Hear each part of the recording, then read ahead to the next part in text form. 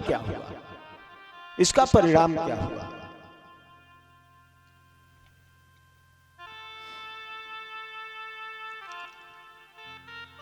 भागवतकार लिखते हैं, सबसे पहले 4 अध्यायों में भागवत जी में महात्म्य की कथा, इस महत्व बताया गया कि भागवत सुनने का महत्व क्या है।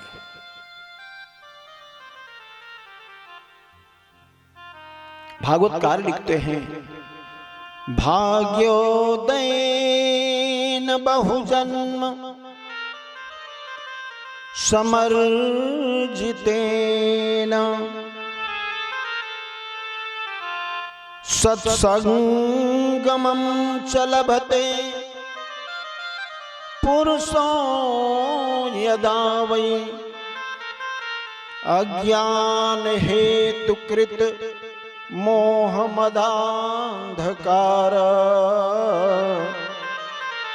नाशं विदाय हि तदोदयते विवेकः।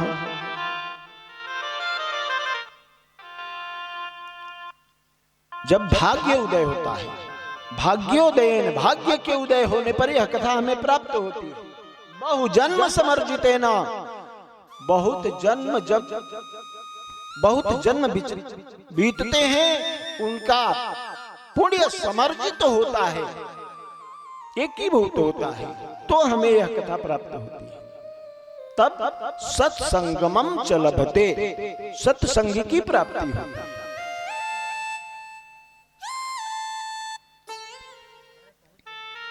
अज्ञान हेतु कृत मोह मदांधकार, अज्ञान से उत्पन्न जो हमारे अंदर मोह मद आदि विकार अंधकार हैं,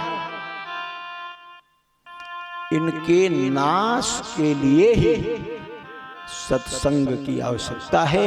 प्रेम से बोलिए जय श्री कृष्ण।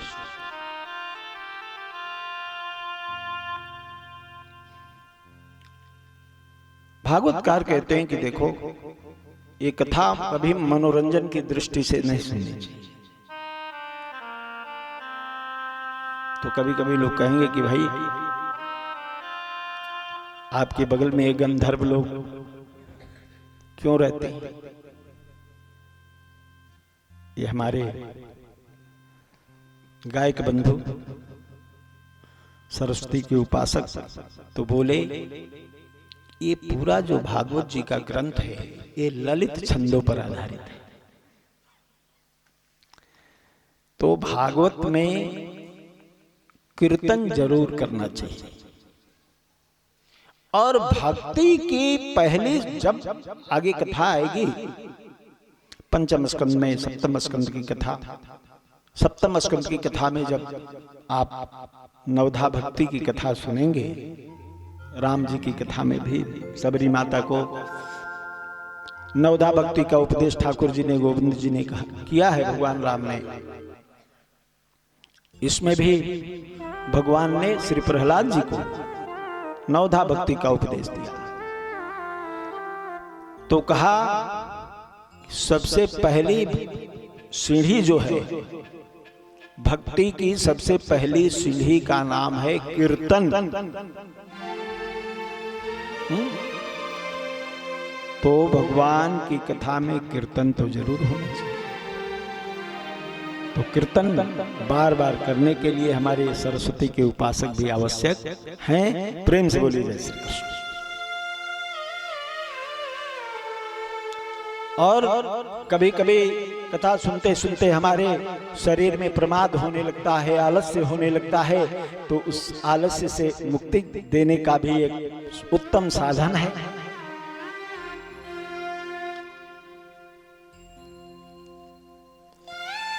आइए सबसे पहले भगवान के स्वरूप का चिंतन करें, पहले मंत्र का स्मरण करें। सच्चिदानंद रूपाय विश्वोत्पत्त्यादि हेतवे तापत्रय विनाशाय श्री कृष्णाय वयं नुमः। भगवान का नाम है सच्चिदानंद। भगवान का स्वरूप कैसा है? भगवान का स्वरूप सत्य है, सत्य घन, चित्त घन, अर्थात प्रकाश स्वरूप परमात्मा है।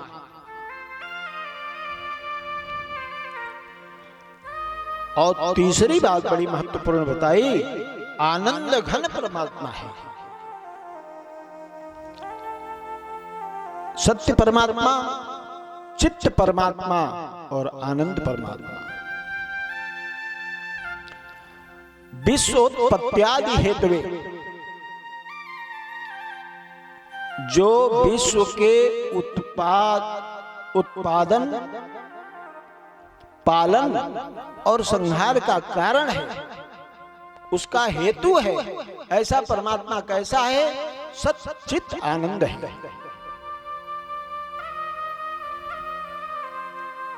विश्वोत्पत्त्यादि हेतु, विश्व की स्थिति, उत्पत्ति, पालन और संहार का जो कारण है, हेतु है। तापत्रय विनाशाय, ऐसे परमात्मा के स्मरण करने से, उनकी याद करने मात्र से हमारे तापत्रय, त्रिविध ताप विनष्ट हो जाते हैं। वो कौन से पाप हैं, ताप हैं? बोले हमारे जीवन में तीन तरह के ताप हैं। एक है दैहिक ताप, दूसरा है दैविक ताप, तीसरा है भौतिक ताप। दैहिक ताप जो हमारे खान पान, आहार व्यवहार विहार से होता है, शरीर में उत्पन्न हो जाए। हमको किसी चीज को खाने की बहुत इच्छा है, हमको बहुत स्वाद आया उसमें, हमने जरा उसको ज्यादा ले लिया, और ज्यादा लिया तो उसका प्रभाव तो होगा, शरीर बीमार होगा। अब ये है दैहिक ताप। दूसरा है दैविक ताप। जब देवता रुष्ट होते हैं, प्रकृति रुष्ट होती है, तो दैविक ताप आते हैं।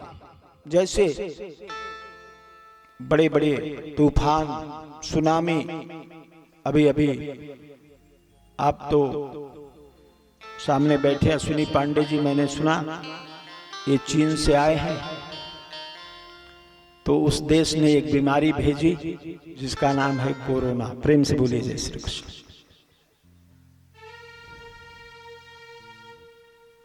तो ये दैविक ताप है एक तरह से। जब आदमी का मन, मस्तिष्क काम नहीं करता, वो अपनी सीमाएं लांघ देता है, तो दैविक ताप होते हैं। कारण कोई बन जाता है, उसका कारण बन गया चीन। वास्तव में उसकी बुद्धि में तो चाहे सुकृति के रूप में या विकृति के रूप में परमात्मा ही बैठा है। परमात्मा उस परम परमात्मा के हम सभी अंश हैं।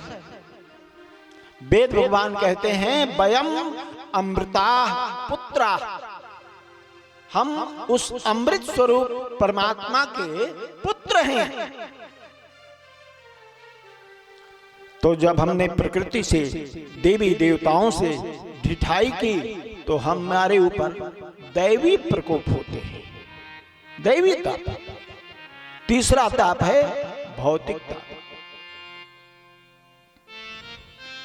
संसार में हम आए, हमको क्या करना है, क्या नहीं करना है, जब इन बातों पर हम विचार नहीं करते, तो हमें इस संसार के बहुत सारे रोग लग जाते हैं। जैसे एक आम बीमारी, बालक से लेकर और बूढ़े तक को लगी है, जिसका नाम है दूरसंचार यंत्र मोबाइल। ये भौतिक बीमारी है।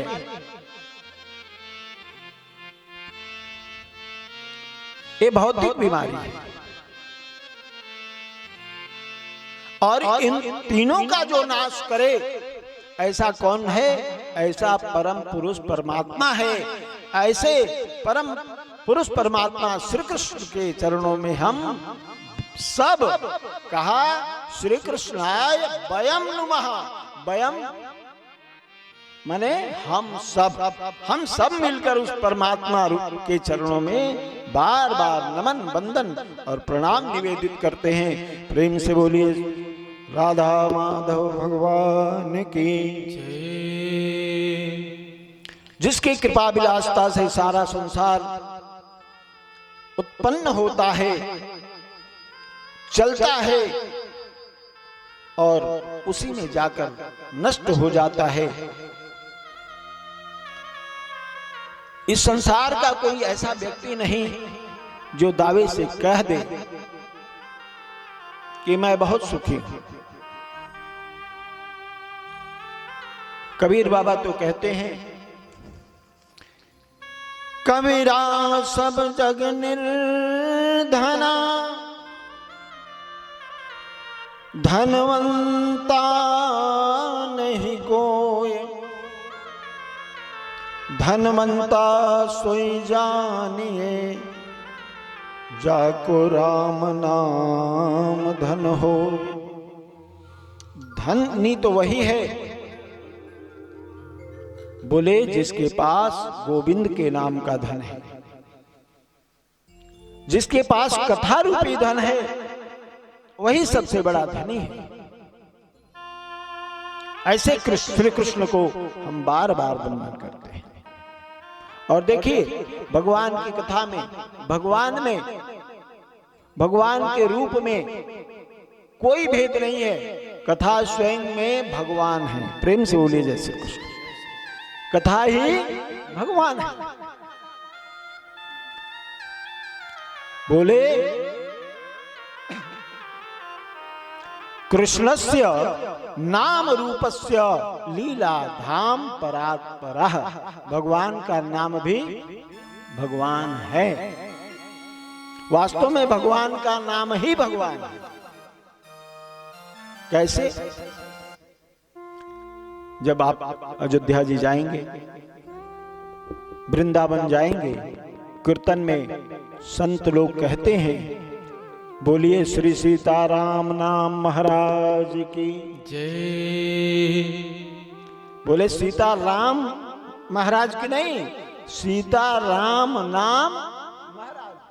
तो भगवान का नाम भगवत स्वरूप है। भगवान का नाम भी भगवान, भगवान की कथा भी भगवान है, भगवान की लीला भी भगवत स्वरूप है और भगवान का धाम भी भगवत स्वरूप है। आज यहाँ भी सारा भगवतमय भगवानमय हो गया है, कृष्णमय हो गया। प्रेम से बोलिए राधा माधव भगवान की। आप भी भगवान, हम भी भगवान, सभी भगवतमय हो गए। कृष्णस्य नाम रूपस्य लीला धाम परात्परा। सभी भगवान का नाम, रूप, लीला, धाम सभी वास्तव में एक ही हैं, दो नहीं है। इसीलिए कहा कि श्रीमद् भागवतम एवं प्रत्यक्षम कृष्ण एव ही। इसीलिए भागवत ही साक्षात श्री कृष्ण स्वरूप है।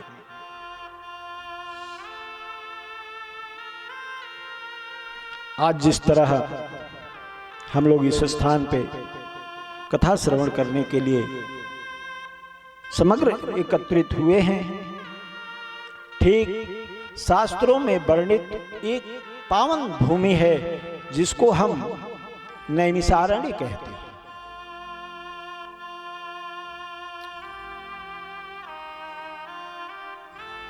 और निमिष आप जानते हैं किसको कहा जाता है? निम्न कहते हैं पलकों को। हमारी ये पलक जैसे गिरी इसको निमि कहते। और जहां पलक गिरे नहीं, ऐसे भगवान के दिव्य धाम का दर्शन करके जहां पलक भी गिरना भूल जाए, ऐसा भगवान का दिव्य पावन क्षेत्र कौन सा है? वो नैमिषारण्य है। प्रेम से बोलिए भगवान लीला पुरुषोत्तम धाम की जय। भगवान का धाम वह दिव्य नैमिषारण्य कैसा है? वहां नित्य भगवान की लीला कथाएं चलती रहती, प्रत्यक्ष और अप्रत्यक्ष दोनों रूप में भगवान की कथाएं। और आपसे निवेदन करूं,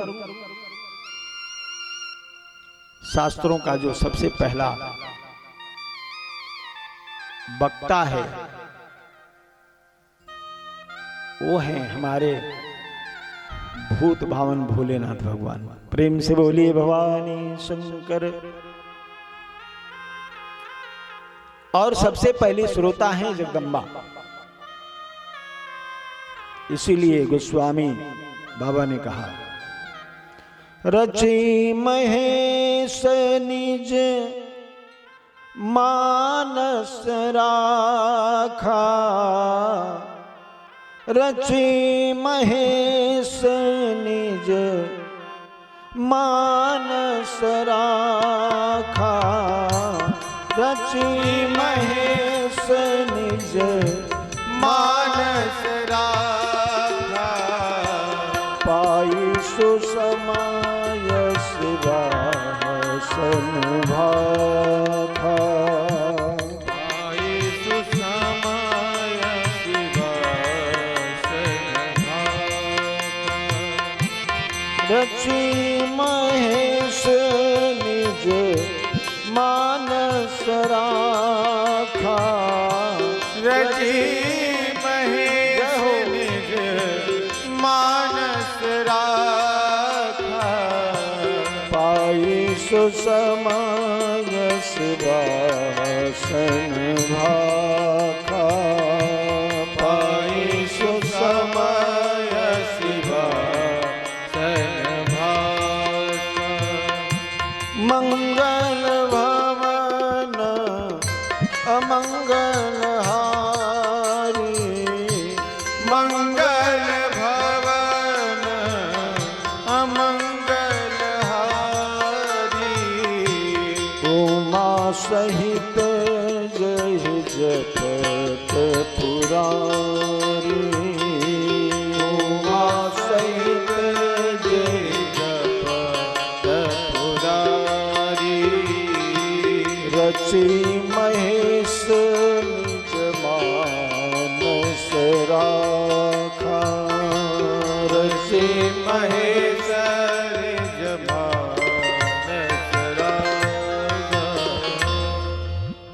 उस नैमिषारण्य क्षेत्र में 88,000 ऋषिगण अपने नित्य कार्यों से निवृत्त होकर, नित्य कर्म से निवृत्त होकर, एकत्रित होकर और विचार करते हैं,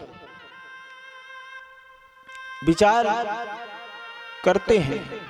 जिस प्रकार माता पिता अपने आने वाली पीढ़ियों के बारे में विचार करते हैं कि चलिए हमारा तो जीवन जैसे तैसे कटा, आने वाले हमारे संतान पढ़े और बढ़े, संस्कारवान हो। और आपने करोड़ों अरबों की कमाई की और अपने बच्चे को आचार नहीं दिया। एक अचार तो हम लोग बना बना के रखते हैं ना, साल भर अपने लिए खाने के लिए, अपने बच्चों के लिए खाने के लिए। और एक अचार है जिसको थोड़ा सा एक पाई उसके आगे देते हैं, उसको कहते हैं आचार। आचार, आचरण, जिसको हम चरित करें, जिसको हम चरितार्थ करें, उसी को हम आचरण करें। और तो हमने चिंतन किया कि आने वाले बच्चों का, बालकों का हमारे भविष्य सुंदर हो, मंगलमय हो। ठीक उसी तरह हमारे जो अग्रज थे, हमारे पूर्वज थे, ऋषि लोग, वो लोग एक होकर, एकत्रित होकर यह चिंतन करते हैं कि हमारे आने वाली पीढ़ी नाना प्रकार के व्यसनों में लिप्त होगी, नाना प्रकार के व्यसनों से लिप्त होकर नाना प्रकार के पाप कर्मों को करेगी, और नाना प्रकार के पाप कर्मों को करने से नाना प्रकार के दुखों को प्राप्त होगी, और उन दुखों से हमारे आने वाली पीढ़ी के लोगों की निवृत्ति कैसे होगी, इसी विषय का चिंतन सभी लोग बैठकर कर रहे हैं। प्रेम से बोलिए जय श्री कृष्ण।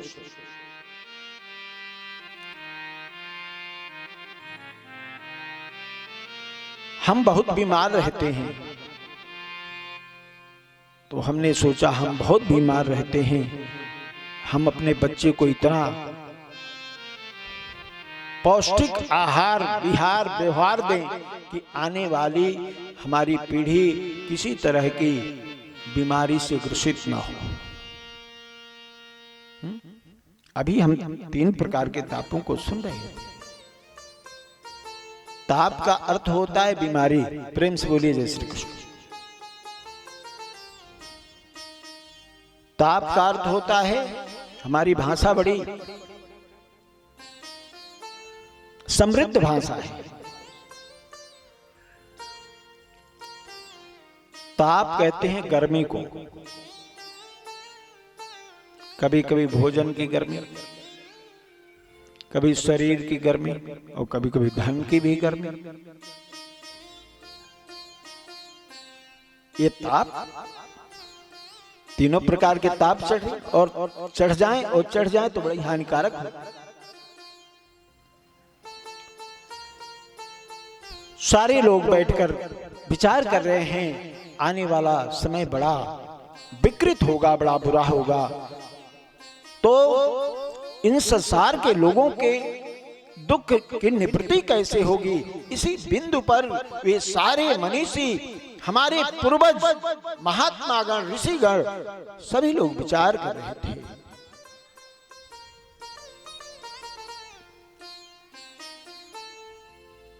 उसी समय उस सभा में एक जुआ संत आया, 16 साल का, सांवला, सुंदर, लंबी भुजाएं, चौड़ी छाती, दिव्य नेत्र, और ये परम आदरणीय श्री सुखदेव जी के शिष्य लाडले सूत जी महाराज हैं। प्रेम से बोलिए सूत जी महाराज की। उस सभा में सूत जी का आना हुआ। सभी लोगों ने उनका समादर किया, उचित आसन दिया और बैठाया। उनके इस व्यवहार को देखकर सूत जी बड़े आश्चर्यचकित हैं। उन्होंने कहा, आप इतने बुजुर्ग वृद्ध लोग और आप हमारा सम्मान करते हैं, ये अच्छी बात नहीं।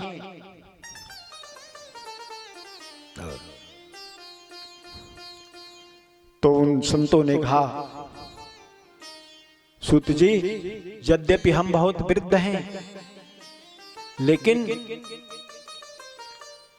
आप ज्ञान वृद्ध हैं। हम लोग आयु वृद्ध हैं, आप ज्ञान वृद्ध हैं। आपका ज्ञान बड़ा है, हमारी उम्र बड़ी है। धन वृद्धा बल वृद्धा आयुर्वृद्धास्तथैव च ते सर्वेऽपि ज्ञान वृद्धाश्च किंकिरा शिष्य किंकिरा। बोले, हमारी आयु कोई आयु में बड़ा होता है, कोई बल में अधिक होता है, कोई बहुत अधिक धनवान होता है, लेकिन श्रेष्ठ तो वही है जिसका ज्ञान बड़ा है।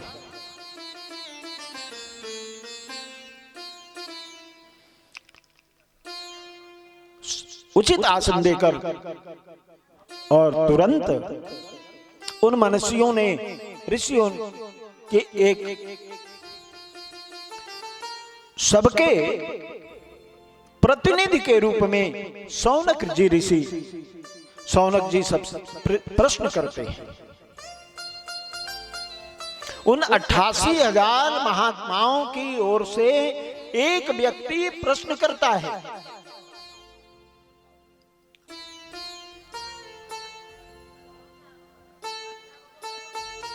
कृपया शांति बनाइए, आराम से बैठ जाइए, शोर मत करिए बिल्कुल। उन 88,000 महात्मा जनों के तरफ से एक व्यक्ति प्रश्न करता है,